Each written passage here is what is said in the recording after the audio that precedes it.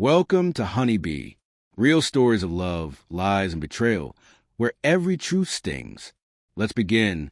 After going through marriage and divorce, I realized that sometimes a single sentence can reveal everything about where you stand in someone's priorities. My name is Edwin, and this is a story of how I discovered that I'd rather live alone than be disrespected in my own home. I first met Angela, who would later become my wife, when I was 34 and running a successful HVAC business. She was 30, recently divorced, and raising her 8-year-old daughter, Madison, on her own. Madison was polite and well-mannered, and Angela worked as an administrative assistant while juggling the financial struggles of single motherhood. She rented a small 2-bedroom apartment, doing her best to provide Madison with everything she needed on just one income. I admired her independence and determination, but I could see that life was unnecessarily difficult for both of them. Madison, who would eventually become my stepdaughter, was shy when we first met. But once she realized I wasn't trying to replace her dad, she warmed up to me quickly. I made a point of earning Madison's trust and friendship as my relationship with Angela grew serious, because I knew that any future with Angela had to include Madison as well.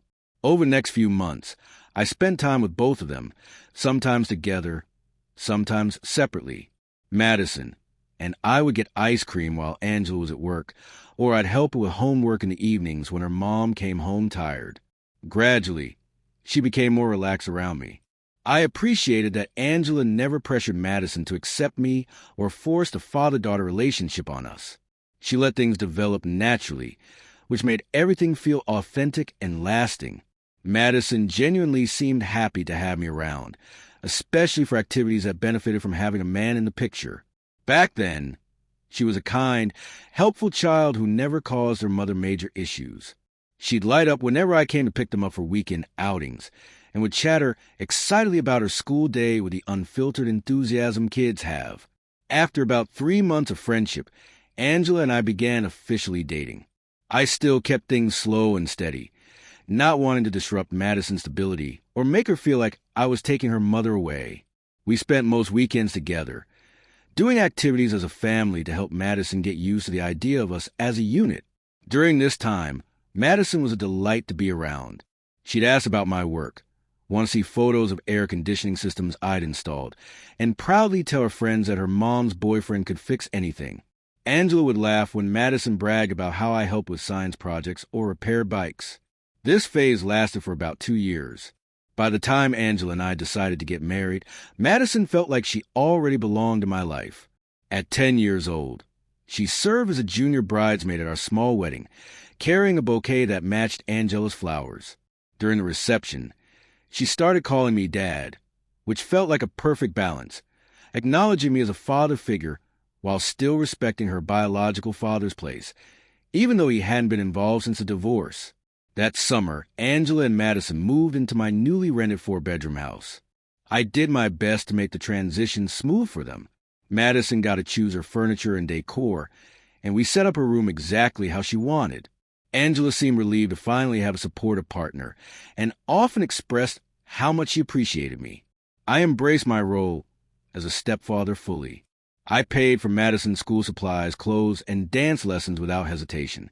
I sat with her at the kitchen table to help with homework, drove her to friend houses, and picked her up from after-school activities when Angela worked late. We built family traditions during those first few years. Beach trips every summer, theme park visits during school breaks. Madison would eagerly count down the days to our vacations and make lists of everything she wanted to do. Those years felt stable, happy, and full of love. For the first 3 years of our marriage, everything worked well. Madison respected the rules, treated both Angela and me with kindness, and seemed genuinely content. I felt proud of the father figure I had become, and Angela seemed relieved to share parenting responsibilities. But everything shifted when Madison turned 13. At first, her behavior seemed like typical teenage rebellion, craving independence, prioritizing friends, and testing boundaries. Angela and I had talked about this phase beforehand, so we expected some challenges. The first real conflict happened when Madison began ignoring her curfew. Our rule was clear: home by 7 p.m. on school nights and 8 p.m. on weekends. These were reasonable expectations for a 13-year-old, and Angela and I had agreed on them years earlier. At first, Madison came home just 15 or 20 minutes late, saying she'd lost track of time or gotten a late ride home. But soon, the lateness became frequent, and her excuses more elaborate. Angela brushed it off as normal teen behavior, but I saw it as repeated boundary testing and disrespect. The situation escalated one Tuesday when Madison didn't come home until 10:30 p.m. She was supposed to be at her friend Jessica's house working on a project, but when we called Jessica's parents at 9 p.m., they said the girls had finished an hour earlier. We didn't know where Madison was for over an hour. Angela was panicking, calling her repeatedly, while I grew angry about the disregard for our rules and her safety. When Madison finally walked in at 10:30, she acted as if nothing had happened, even looking annoyed that we were upset. The next morning, I sat her down to talk. I calmly explained that rules existed to keep her safe and to show respect for the people who cared about her. She rolled her eyes and insisted it wasn't a big deal, saying she'd just been hanging out at a park near Jessica's house. I told her that if it happened again, she wouldn't be allowed to go to friends' houses for a week. Madison argued that her friends stayed out later and that our rules were too strict. I told her I didn't care what other families did. In our house, everyone followed the same rules. She got angry and yelled that I couldn't tell her what to do. The word stung, but I stayed calm and reminded her that I was the adult and she needed to respect the boundaries we had set. She stormed out, slamming the door. I expected Angela to support me, but when I told her what happened, she simply nodded and said she hoped Madison would be more responsible, then suggested I be gentle with her. Her lack of support left me wondering whether Madison had picked up on her mother's neutrality as permission to ignore my authority. Over the next few months, Madison's disrespect grew worse.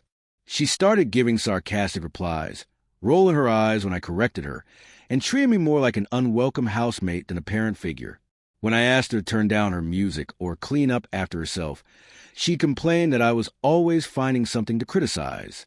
Angela continued staying out of these conflicts, perhaps hoping things would resolve themselves.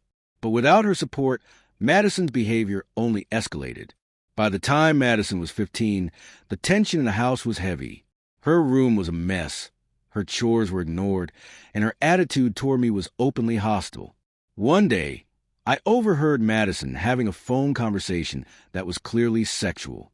The language was explicit, and it made me deeply uncomfortable. After the call, I knocked and carefully explained that I'd overheard part of the conversation and wanted to make sure she was making safe, smart decisions. She exploded, accusing me of spying on her and invading her privacy. She shouted that I had no right to comment on her relationships. I stayed calm, explaining that I wasn't trying to control her. I was concerned for her well-being. She slammed the door and refused to talk further. When Angela got home, Madison immediately told her version of the story, exaggerating events and making it sound like I had been deliberately eavesdropping. Angela listened but didn't ask for my side.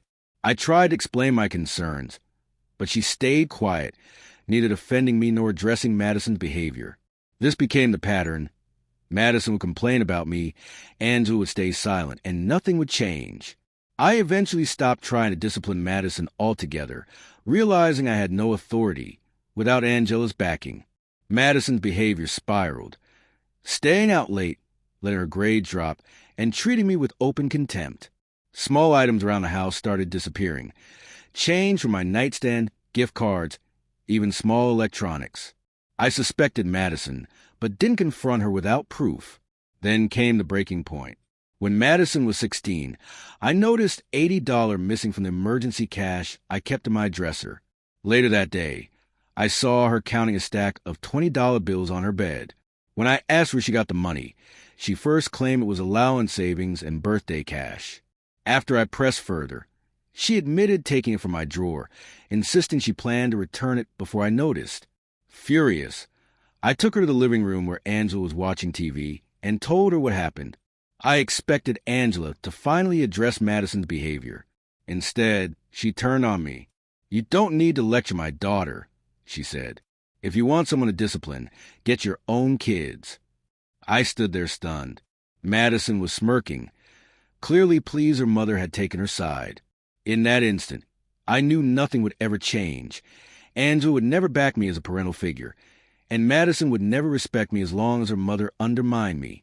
I simply smiled, said all right, and went upstairs to start thinking about ending the marriage. Within a week, I hired a lawyer and filed for divorce. It wasn't about the missing money or even Madison's behavior. It was about Angela making it clear she would never be my partner in parenting. The divorce was messy and expensive, just as I expected.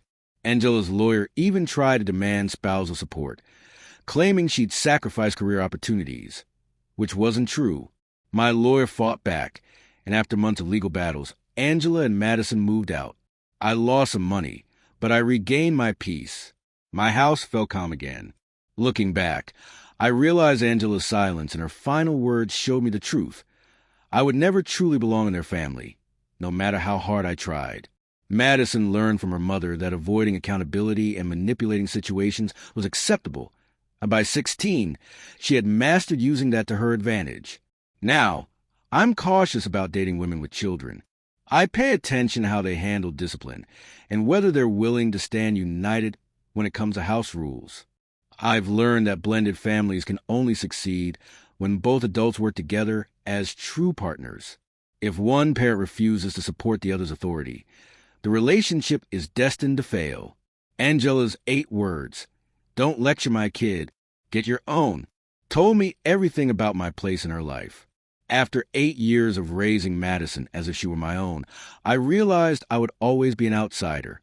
Today, I live peacefully, free from the constant disrespect that haunted the last years of my marriage. I have no regrets about walking away. When respect is gone, love isn't enough to save a relationship. Sometimes the healthiest choice is to leave, even if it costs money or disrupts your plans. Angela's words gave me clarity and the freedom to reclaim my self-respect.